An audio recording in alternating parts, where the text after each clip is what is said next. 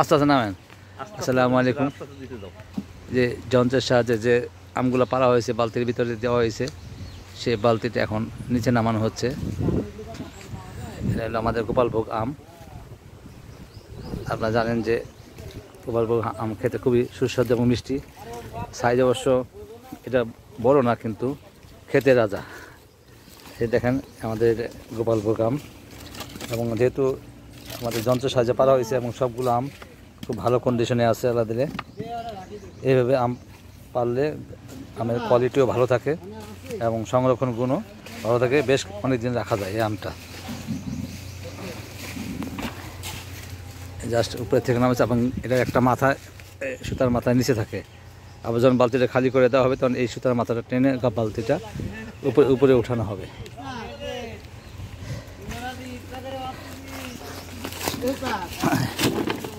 গোপালভোগ আমের সাইজটা অনেকটা এরকম থাকে।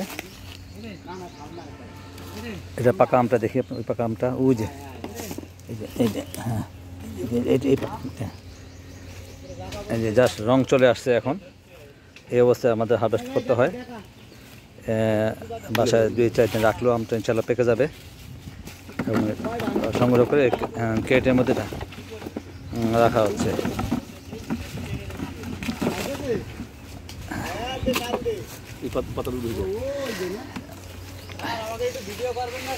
হ্যাঁ, তোমরা যে আম পাড়তেছ,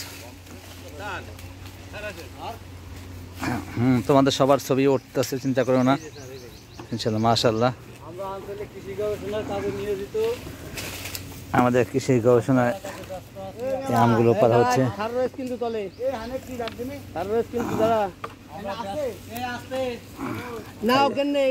এই আমগুলো দেখতে পাচ্ছেন আপনারা, বেশ কোয়ালিটি ভালো, এবং এই যন্ত্রের মাধ্যমে আমগুলো পাড়া হচ্ছে। যেগুলো নিচ থেকে পাড়া যায় সেগুলো নিচ থেকে পাড়া হচ্ছে, আর যেগুলো উপরে থেকে সেগুলো উপরে থেকে লাঠিকে সংগ্রহ করা হচ্ছে যন্ত্রের মাধ্যমে।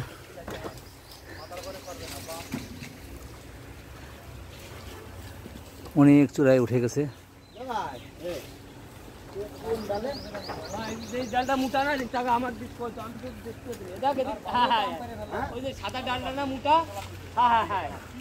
লাঠির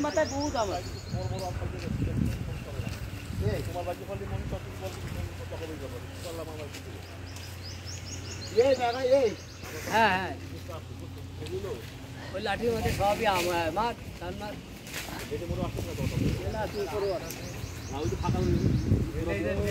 সময় সাপেক্ষ ব্যাপার, যেহেতু আম পাতা দীর্ঘ সময় লাগবে।